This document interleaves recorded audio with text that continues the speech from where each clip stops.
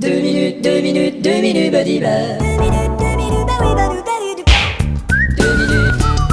2 minutes, badiba, les 2 minutes du peuple. Faisons-nous justice et allons à un autre épisode du tribunal du peuple. La parole est au ministère public. Monsieur Breezen Fossenton, Oui, vous programmez des logiciels pour des institutions financières. oui. Dans une des banques où vous avez installé votre logiciel, une somme importante est disparue via Internet. Mais ça, c'est pas ma faute, c'est un pirate, c'est un hacker. Alors votre système est-il vraiment fiable si un hacker tient le logiciel de votre entreprise? Si, parce qu'au contraire, le logiciel de mon entreprise me tient à cœur. Bon. Nous avons essayé d'interroger un de vos techniciens. Ouais. Il n'a pas pu venir, il s'est fait porter malade. Oui, lui, ça lui arrive souvent. Il est un petit peu con.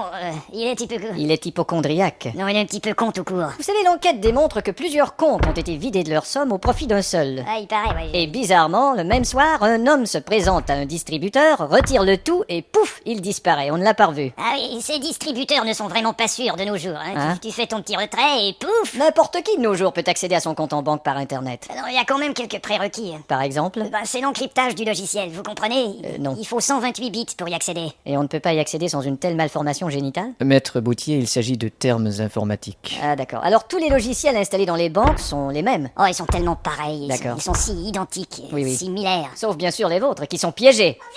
Objection retenue, Maître Boutier. Votre honneur, c'est de la fraude. F-R-A-U-D-E. Procureur, vous êtes un radical. Mais- C-O-2-N-A-R-D. Dois-je vous rappeler, votre honneur, que sa sœur aussi programmait des systèmes pour les entreprises? Oui. Elle a un dossier judiciaire. Je sais. Elle a aussi fait des siennes en informatique. Normal, elle est informaticienne. Pardon?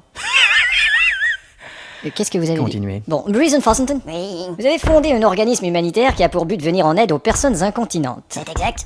À quoi? Sans doute pour blanchir de l'argent. Non, des sous-vêtements, monsieur. Cet organisme a des dépenses un peu bizarres. Quoi donc? Des diamants, des bijoux de toutes sortes. Ils ont été payés rubis sur l'ongle, monsieur. Des services de prostituées. Ils ont été payés verrues sur gland, monsieur. Non, c'est la nature des dépenses qui m'intéresse. Ah bon, Comment avez-vous décidé d'ouvrir un organisme pour personnes C'est incontinentes? une expérience personnelle, monsieur. Ah bon? J'étais sur le trottoir et j'attendais un taxi. Il y avait un monsieur tout près de moi qui avait l'air très mal en point. D'accord. Je me suis approché, il était encore plus mal en point. En fait, il voulait cacher qu'il était en train d'uriner. Ah non, bon, comme c'est Et triste. moi, je l'ai entendu uriner, vous savez. D'accord. Alors ça m'a mis la pisse à l'oreille.